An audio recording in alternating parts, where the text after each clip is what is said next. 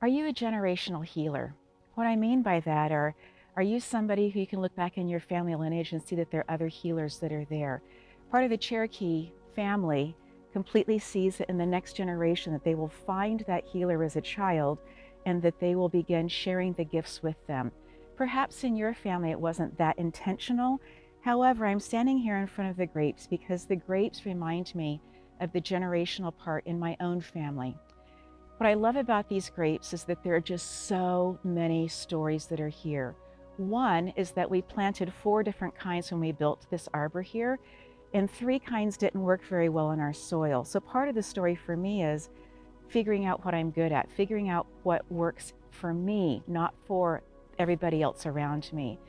And then we noticed that these beautiful Concord grapes were just growing everywhere. And it was super hard to see the fruit, hard to harvest the fruit, because we harvest the fruit in order to make grape jelly, because we have these beautiful oriole birds that come around once a year who just think that the jelly is incredible. And then our friends found out that it was incredible. So now we make it for Christmas gifts. So anyways, I digress on that, I'm sorry.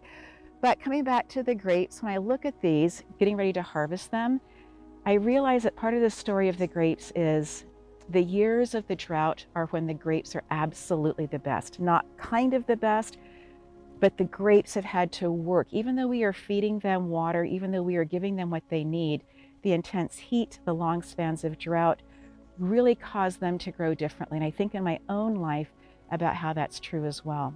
And then there's another part of this that I want to share with you guys. You can see where the grapes are here, absolutely beautiful. They grow opposite a leaf, so they have to have something that's feeding them in order for them to grow. Are you practicing self-care as a healer? It's not an optional part as being a healer. If you're going to be serious about the work, you need to be serious about taking care of yourself.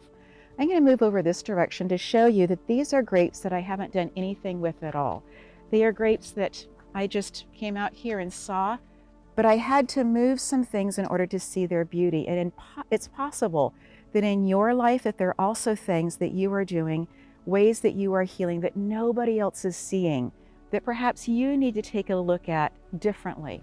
So watch as I just very gently begin to take some of the leaves off, and you begin to see that there is so much more, so much more. And the grapes don't grow on the first year cuttings. The grapes wait for a second or third year cutting.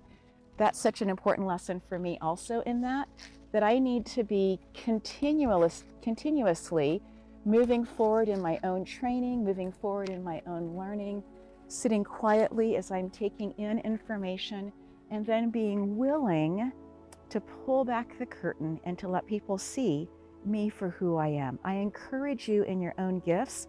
I encourage you in your own generational healing, but I also encourage you as a healer.